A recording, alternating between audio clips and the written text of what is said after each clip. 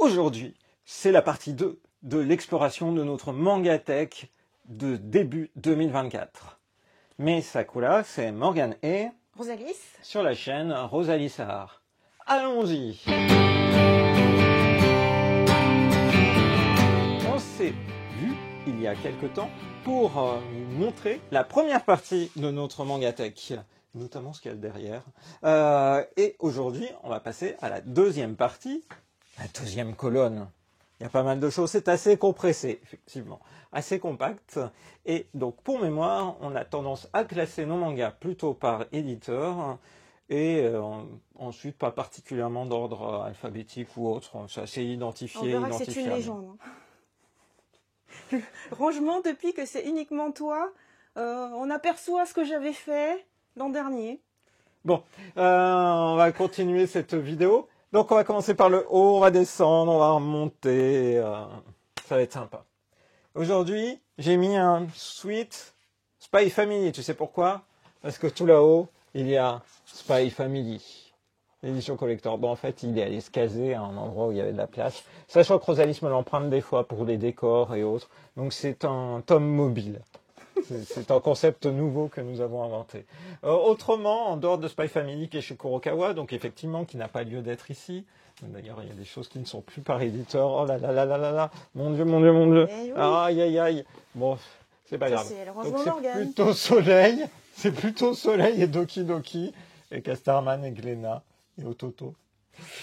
Qui sont là-haut. Bon, donc le chat qui rendait l'homme heureux et inversement, super manga que j'adore. Super mignon. Coffee Moon chez Doki Doki, j'avais beaucoup aimé Coffee Moon au début. Sur la suite, c'est un peu moins enthousiasmant, mais pourquoi pas. Insomniac, j'adore cette série. Ça, c'est une série labellisée Morgane, Insomniac. Oui. Insomniac, c'est on contemple. Il y a vraiment un soin apporté au décor qui est juste incroyable. Et puis il y a des séries ici qui sont des séries qui, pour moi, sont marquantes. Libraire jusqu'à l'os, tu vois. Moi, si j'étais libraire, je pense que je rangerais mal, en fait. Je peux pas être libraire. Voilà. Des choses amusantes comme Olympia Kiklos, de Mari Yamazaki, l'auteur de Terma et Romae. Il y a quelques mangas Glénat ici, mais ils sont perdus, en fait. Je pense qu'ils sont montés pendant la nuit. Ensuite, nous avons un peu la partie Delcourt, Tonkam. Mais il y a du Hakata ici. Mais ce Hakata-là n'est pas de mon fait. J'avais bien tout mis vers vous. Ce Hakata-là n'est pas de mon fait.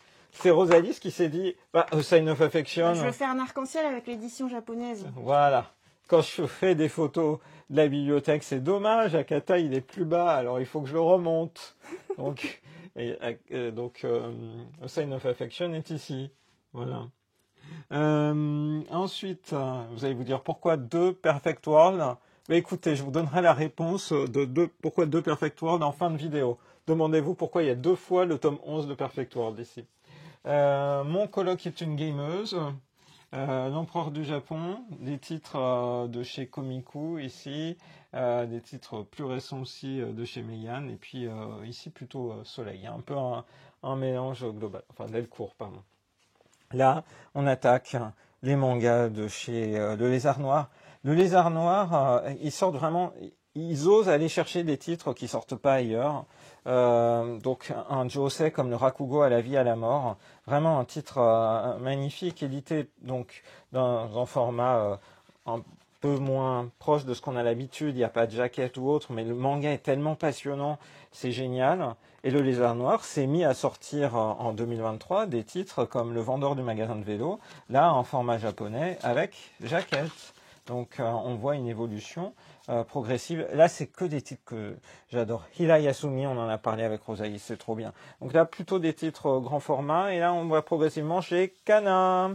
Là aussi, c'est les titres qu'on aime et qu'on apprécie, qui sont en cours, pour ce qui est Entre les lignes. Entre les lignes qui s'est terminé au Japon l'année dernière. Super titre. Et je suis en train de découvrir qu'il y a eu des surprises. Ceci ne devrait pas être là. Ceci devrait être chez Meian. Ah là là. Ah oui, mais il n'y a plus de place. Je trouverai une place. Je trouve toujours de la place. Dans la précédente vidéo, nous avions vu les carnets d'apothicaire qui n'étaient pas rangés au bon endroit, mais les carnets d'apothicaire sont venus avec Manabooks, En fait, plutôt jeune éditeur dans lequel j'avais pas énormément de choses. On a 2 titres de Mana Books. Donc on a le très bon Mon fils semble s'être réincarné dans un autre monde. Bon, c'est pas le manga le plus joyeux du monde, mais c'est vraiment intéressant. Sur une mère dont le fils est décédé. Et qui imagine en fait que son fils s'est réincarné à l'image des héros des romans qu'il lisait. Et puis les carnets de l'apothicaire dans sa version Enquête à la cour. Ensuite, on a Akata. Akata avec très bon manga de Akiko Higashimura, autobiographique sur trait pour trait. Comment elle est devenue autrice. Vraiment passionnant sur ça. Autour d'elle, il y a du Kurokawa qui s'est glissé ici et qui devrait être plus bas. Je le fais en direct. Un petit peu de Yuri ici de chez Taifu. Et puis voilà. Oh, regarde, il y a Star Wars. Tu sais pourquoi il est là, ce Nobinobi? Non. Parce que c'est un manga que je n'ai pas encore lu. J'ai lu le tome 2, mais pas le tome 1. Et souvent, en fait, ma manière de faire pour me rappeler que j'ai des mangas à lire, c'est de les mettre comme ça. Voilà. Et donc, des fois, c'est un peu tout mélangé, éditeur par éditeur. Mais c'est une grossière erreur. Donc, je vais le mettre là. Et sachant que j'avais repéré que Flying Witch aurait dû être ici. Ensuite, on continue, c'est vivant. Hein. On aborde Kurokawa, ici avec en scène, les livres dont Rosalie se raffole, les Kurosawa. Donc, on les a pas tous, mais on les a presque tous, en fait. Donc ça, systématiquement, on les prend. Call of the Night. Là, c'est des mangas aussi un peu récents, en fait, que j'ai lu un peu récemment. Donc, des fois, avant qu'on en fasse des vidéos, je les laisse comme ça en tranches. Du coup, il y a ce mélange, en fait, et il y a cette non-bonne classification. Ah oui, là, on approche du drame, en fait, des mangas que je n'ai pas encore totalement lus, et qui ne sont pas tous bien rangés. Donc, genre Isabella Bird, je l'ai lu, mais nous n'avons pas reparlé du tome 10. Mais il ne devrait pas être là, en fait. Ou Une touche de bleu, ou... Oui, oulala, rangement en direct. Voilà. Donc on est chez Kurokawa. Et puis ensuite, avec Yotsuba, Spy Family également, des titres qui remontent à un manga d'Ayo.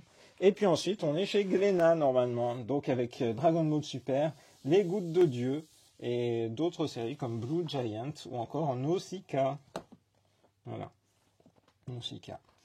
Et puis du coup, qu'est-ce qui se passe après avoir regardé la première partie de la bibliothèque? Il faut aller derrière. Pour ce qui est d'ici, c'est assez facile. C'est majoritairement Les Gouttes de Dieu que Rosalie a lu avec passion, qui est ici. Oh, j'ai dit qu'il y avait du Mana Books. C'est très utile de faire cette vidéo parce que je me rends compte que je lis plus de titres Mana Books que ce que je croyais. J'avais oublié. Donc voilà. Il y a aussi quand même manga Full Moon Osagashite. Donc très bon manga de shoujo de Alina Tanemura. Tu sais ce qu'il y a d'autre derrière? Non. Non. Qu'est-ce qu'il y a d'autre? Eh bien, il y a Gaz. Ah oui. T'aimes bien Gaz, hein? Voilà, donc on est à peu près raccord. Et puis il y a Sandland de Akira Toriyama ici, qui a fait l'objet d'une adaptation en film au Japon en 2023 et qui va faire l'objet d'une série également d'un jeu vidéo. Donc pas mal d'actualités autour de Sandland en cours et à venir. Voilà, donc bon, on est à peu près pas trop mal. Après, on va continuer, on va remonter tranquillement. Qu'est-ce qu'il y a en deuxième partie de chez Kurokawa? Chez Kurokawa, c'est assez simple. Il y a des choses qui ne sont pas de chez Kurokawa, mais de chez Panini derrière. 20th Century Boys et 21st Century Boys. En fait, je lis plus rien de chez Panini, donc c'est pour ça que ils sont bien ils sont derrière un autre éditeur établi. Et puis, autrement, il y a du Tonkam Soleil. Elle et lui. Excellent shoujo manga. Malheureusement plus disponible en France, mais on a la suite, on a l'intégrale évidemment. Et entre elle et lui, qu'est-ce que ça a donné comme animé, Rosalis? Karekano. Et puis on poursuit tranquillement. Ici, il y a un peu de Hakata, et puis derrière, on tombe sur du Kana, comme Saint Seiya dans sa première édition. Là aussi, on est sur des mangas qui sont un peu vieux. Hein, on va pas se mentir. Le premier tome de Saint Seiya, Il date de 1997. Le premier tome en version française chez Kana, hein, j'entends. Sinon, évidemment, le manga est plus vieux et date des années 80 au Japon. Voilà, donc ici, on est plutôt avec Akata, ou de l'époque où Akata était avec Delcourt, avec complément affectif, par exemple, de Mali Okazaki. On remonte. Ah. Donc là, normalement, il n'y a que du Kana derrière. Oui, il y a Monster de Naoki Urasawa. Autre que Monster, Onion Clover par Chika Umino, qui fait actuellement le manga merveilleux Sangatsu no Lion, alias March Comes In Like a Lion. Après, il y a Captain Albator, Le Sablier. Puis vous pouvez vous amuser à essayer de reconnaître les autres titres qu'on va présenter juste après. Qu'est-ce qu'il y a après? Il y a La Rose de Versailles. Classique des classiques de Ryoko Ikeda. Et puis voilà. On continue. Là aussi derrière c'est du Kana. Il y a Après la pluie que j'avais adoré. On a fait des vidéos avec Rosalie tant sur l'anime que sur le manga.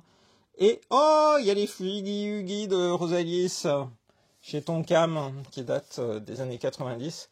Il y a des dessins de Rosalis dedans. Donc si vous tombez sur les anciennes éditions de Fujigi Yugi, allez voir à la fin le coin des fans.